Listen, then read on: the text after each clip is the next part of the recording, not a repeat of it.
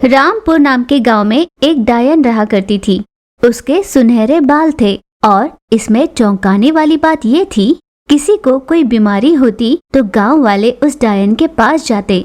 जब डायन सो रही होती, उसके बाल काटकर बीमार व्यक्ति के बिस्तर के नीचे रख दिया करते, जिससे वो बीमारी ठीक हो जाती, ऐसा गांव वालों का मानना था।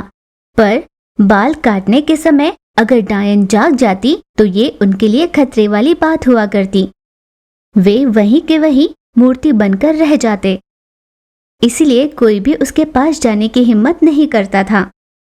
यूं ही दिन बीत रहे थे। उसी गांव में शोभा नाम की एक लड़की अपनी माँ के साथ रहती थी। शोभा के पिता का हाल ही में देहांत हुआ था, जिस कारण शोभा और उसकी माँ ही खेती कर अपना जीवन बिता रहे थे। एक दिन माँ बेटी हर रोज की तरह खेती पर जा रहे थे। अंधेरा छा गया था। उन दोनों का काम होते होते बहुत देर हो चुकी थी। अपना काम निपटाकर दोनों अपनी घर की ओर जा रहे थे।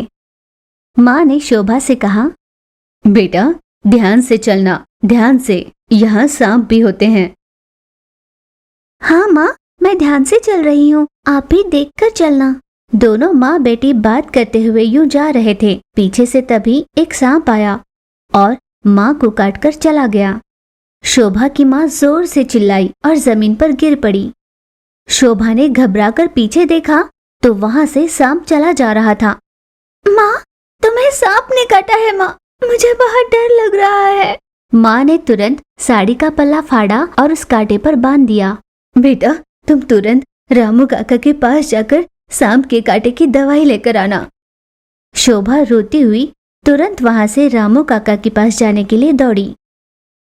वहां पहुंचकर, रामू काका, रामू काका।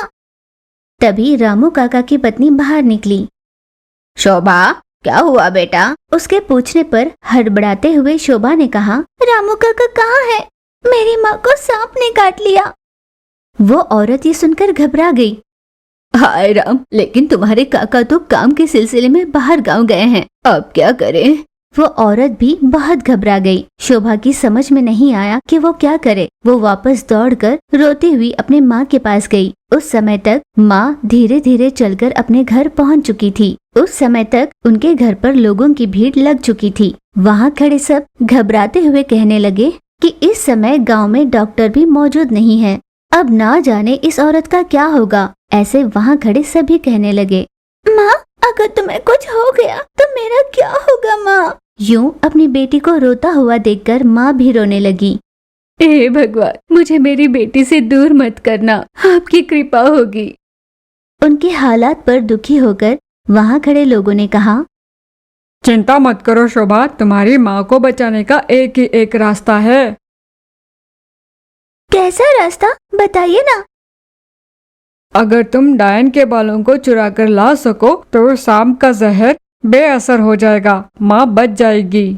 पर तुम्हें बहुत ध्यान रखना होगा, अगर उस डायन ने तुम्हें देख लिया तो तुम मूर्त बनकर रह जाओगी। उस आदमी के कहने पर शोभा वहाँ जाने के लिए मान गई, पर माँ ने कहा, ऐसा साहस करने की कोई जरूरत नहीं, मुझे भले कुछ भी हो जाए पर तुम्हें कुछ नहीं होना चाहिए। माँ को शांत करते हुए शोभा ने कहा, माँ, अगर मैंने ये काम सही तरीके से कर लिया तो तुम्हारी जान बच जाएगी, और अगर ऐसा नहीं हो पाया तो हम दोनों की जान जाएगी। एक दूसरे से दूर होने से तो ये अच्छा है, किसी एक को खोकर जिंदगी भर उनके बिना तकलीफ में जीने से तो अच्छा है। मैं एक बार कोशिश कर लूँ, मैं किसी भी तरह तुम्हें बचा लूंगी माँ। ऐसा कहकर वहां से चली जाती है। तभी डायन अपने बाल संवार रही थी। शोभा चोरी चोरी उसके घर के अंदर जा चुकी थी। डायन पलंग पर लेटी लेटी गंभीरता से एक किताब पढ़ रही थी।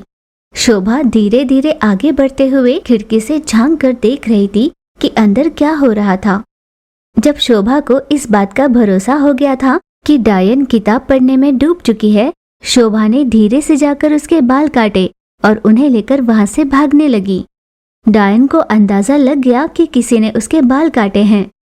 अपने बालों को देखती हुई लगता है कोई हिम्मत वाला था और किस्मत वाला भी, इसीलिए यहाँ आया और अपना मकसद पूरा कर यहाँ से वापस लौट भी गया। ऐसे वो मन में सोचने लगी। दूसरी ओर शोभा अपने माँ को बचाने के लिए तेजी से दौड़ रही थी। उस समय तक गांव वालों ने ये सोच लिया था कि अब वो नहीं बचेगी, पर शोभा को वहाँ पर बालों के साथ लौटा हुआ देखकर गांव वालों ने दांतों तले उंगली दबा ली। शोभा ने उन बालों को गद्दे के नीचे रख दिया। कुछ ही समय में माँ बिल्कुल ठीक होकर खड़ी हो गई। अपनी माँ को ऐसे देखकर शोभा बहुत खुश हुई। वहाँ खड़े सभी गांव वालों ने शोभा की तारीफ में कहा कि वो बहुत हिम्मत वाली है। सभी उसकी सराहना कर रहे थे। माँ को भी अपनी बेटी पर गर्व हो रहा था। कुछ दिन यूं ही बीते। एक दिन कोई आदमी बहुत बीमार हो गया। वो बहुत धनवान था।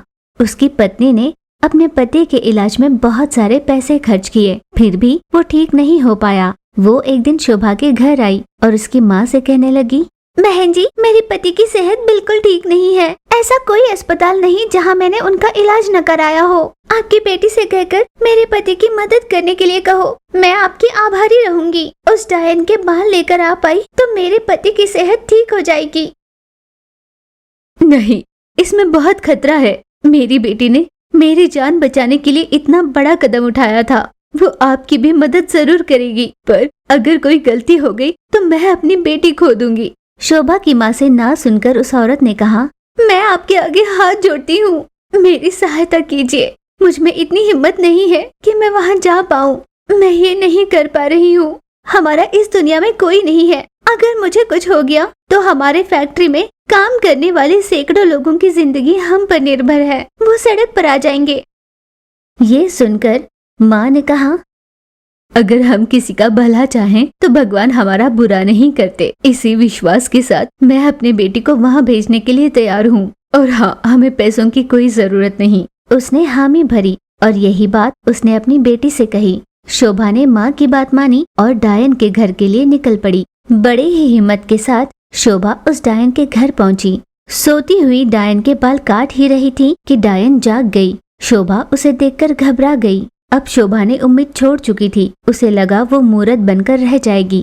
तब उस डायन ने उससे कहा, बेटा, तुम मुझसे डर क्यों रही हो? तुम्हें घबराने की कोई जरूरत नहीं, क्योंकि कोई एक बार हिम्मत कर मेरे बाल चुराने पर भी मूर्त न बने, वो बार बार मेरे पास बिना डरे आ सकते हैं। जब चाहो तब मेरे सुनहरे बाल काट कर ले जा सकता है। डायन की ये बात सुनकर शोभा ने गहरी सांस ली और उसने डायन को सारी बात विस्तार से बताई और उन सुनहरे बालों को वो घर ले गई, जिससे उस धनवान औरत ने अपनी पति की जान बचा ली। शोभा ने डायन की कही हुई बात माँ से कही। माँ ने खुश होकर यही बात पूरे गांव वालों को बता दी। उस दिन से गांव में कोई भी बीमार होता तो वो शोभा से आकर कहता। शोभा डायन के पास जाकर बाल काट कर लाती और उनकी मदद किया करती। अपने माँ के मर जाने पर शोभा उसके शव के पास बैठकर रोती हुई कह रही थी, माँ उठो ना माँ, अगर तुम नहीं रहोगी तो पापा मेरी देखभाल नहीं कर पाएंगे। माँ, मैं भी आपके साथ चलूंगी। माँ,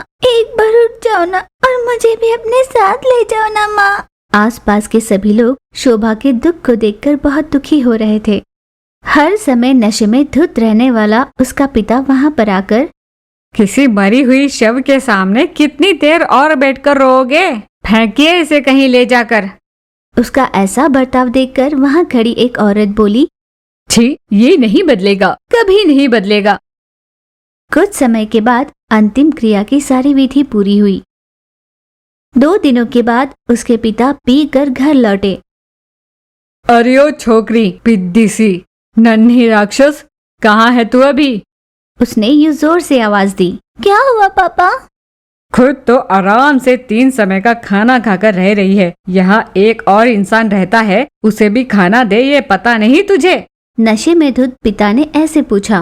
पापा, मैंने 2 दिन से कुछ नहीं खाया, बहुत भूख लगी है। मैं सोच रही थी आप खाने के लिए कुछ लेकर आओगे, पर आप भी कुछ लेकर नहीं आ रहे। अच्छा, तो मैं खाना लेकर आऊँ? खाना बनाना सीख लो। ऐसा कहकर बेटी को डांट कर मारने लगता है। पापा मत मारिए ना पापा, मैं खाना बना लूंगी पापा। ऐसे रोने लगी। नन्ही सी शोभा अपने छोटे छोटे हाथों से खाना बनाकर उसे परोसती है। क्या बना दिया है तूने? कचरा बनाकर छोड़ दिया है। ऐसा कहकर गुस्से से खाने को फेंक देता है। खाना उड़कर शोभा के चेहरे पे गिरा और उसकी आंख जलने लगी। आंख में जल रहा है पापा।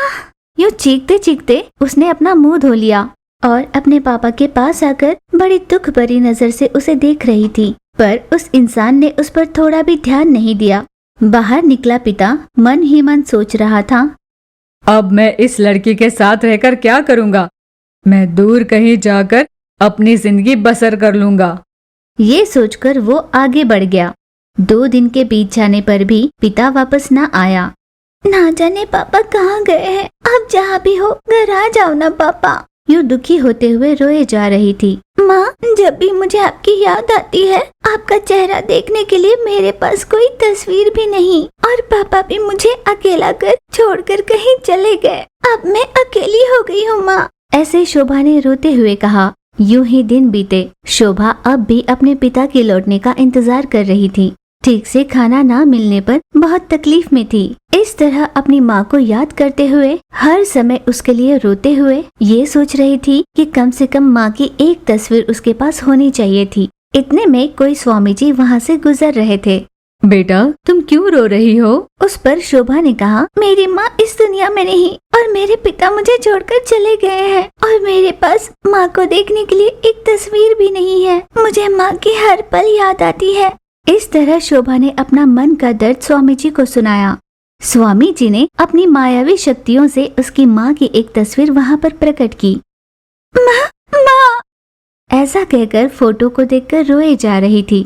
तुम्हारा सब भला ही होगा बच्चा। ये कहकर स्वामी जी वहाँ से चले गए। शोभा बड़ी खुश हुई। अपनी माँ की तस्वीर को अपने घर पर लगाकर माँ से बहुत सारी बातें करने लगी। यूं ही दिन बीत रहे थे। शोभा खुद ही खाना बनाया करती। उसे ठीक से खाना बनाना नहीं आता था, इसलिए खाने में स्वाद नहीं हुआ करता था। फिर भी शोभा ने ये सोचकर कि जैसे तैसे गुजारा करेंगे, अपने काम में लग गई। इतने में माँ की तस्वीर से माँ ने अपने बेटी को देखा। हे भगवान, ये कितनी मेहनत कर रही है। ये सोचकर माँ ने शोभा के बनाए हुए खाने को मछली के साग में बदल दिया। अपना सारा काम निपटाकर जैसे ही शोभा खाने के लिए बैठी, अरे, मैंने तो साधारण सब्जी बनाई थी, ये मछली की सब्जी कहाँ से आई? ये सोचकर चकित होकर वो उसे खाने लगी। उसने खाना शुरू किया और उसे वो बहुत स्वादिष्ट लगा। यूं ही दिन बीत रहे थे। शोभा जब तक उठ जाती, उसके घर पर खाना बनकर तैयार हुआ करता। ये सब देखकर शोभा बहुत चौंक जाया करती। तब शोभा ने अपनी माँ की ओर देखते हुए कहा, माँ, मैं सब समझ गई हूँ। आप इस तस्वीर से ही मेरे लिए ये सब कर रही हो ना? पर माँ, अब चाहे जितना भी कर लो, मैं तो अकेले ही रह गई हूँ ना। माँ, एक बार दिख जाओ ना माँ, मैं अकेले नहीं रह पा रही हूँ। दोस्तों के साथ खेलने की उम्र में मैं घर के काम और बाहर कोई काम मिला तो कर रही हूँ माँ। माँ, एक बार आ जाओ ना माँ। इस तरह बार बार अपनी माँ को आवाज लगाते हुए वो दुखी हो रही थी। यूं रोते रोते शोभा की आंख लग गई। माँ उस तस्वीर से बाहर निकल आई। हे भगवान, मैं बेटी को दिख नहीं सकती। स्वामी जी के दिए हुए इस वर को मुझे बहुत संभाल कर इस्तेमाल करना होगा। मैं सिर्फ अपनी बेटी के लिए आई हूँ, ना कि साथ जीवन बिताने के लिए। ना मैं उसे दिखाई दे सकती हूँ, ना ही बता सकती हूँ। ये कहकर वो बहुत उदास होने लगी। दिन बीत रहे थे। अपने बेटे के अकेलेपन को दूर करने के लिए माँ कुछ सोच रही थी। उसे एक बढ़िया सा उपाय सूझा। तभी शोभा नींद से जागकर बाहर आई। उसने मछलियाँ लाई और खाना बनाने की सोच रही थी। इतने में माँ अपनी बेटी के नजरों से छुपकर उस तस्वीर से बाहर निकलकर मेज पर रखी मछलियों को बदल देती है। शोभा ने मछलियों को देखकर कहा, अरे, ये वाली मछली कहाँ से आई? ये तो बड़ा अजीब है। यहाँ पर इतनी बड़ी मछली, मैंने तो कुछ और लाई थी, पर यहाँ कुछ और है। इस तरह चौंक कर उन मछलियों को देख रही थी। उन मछलियों में से अचानक 2 लड़के बाहर निकले। शोभा उन्हें देखकर हक्की बक्की रह गई। तब उन लड़कों में से एक ने कहा, तुम्हारा अकेलापन दूर करने के लिए हम आए हैं। हम तुम्हारे साथ खेलेंगे, कूदेंगे, खाएंगे और पूरी जिंदगी तुम्हारे साथ रहेंगे। ये सुनकर शोभा की खुशी का कोई ठिकाना नहीं था। मैं जानती हूँ कि आप दोनों को मेरे माँ ने ही भेजा होगा। ये कहकर खुशी खुशी उनके साथ खेलने लगी। अब शोभा का अकेलापन दूर हो चुका था। वो अब उन दो लड़कों के साथ खुशी से रह रही थी। अपनी बेटी के चेहरे पर ऐसी खुशी देख माँ भी तस्वीर से खुश हो रही थी। शोभा सोचने लगी, माँ मैं बहुत खुश हूँ। आपने मुझसे प्यार के चलते इतना सब कुछ किया। अगर मेरा फिर से जन्म हुआ तो हम दोनों फिर से माँ बेटी बने और दीर्घायुष्य के साथ जिंदा रहे, ऐसे मैं कामना करती हूँ। इस तरह भगवान से प्रार्थना करने लगी।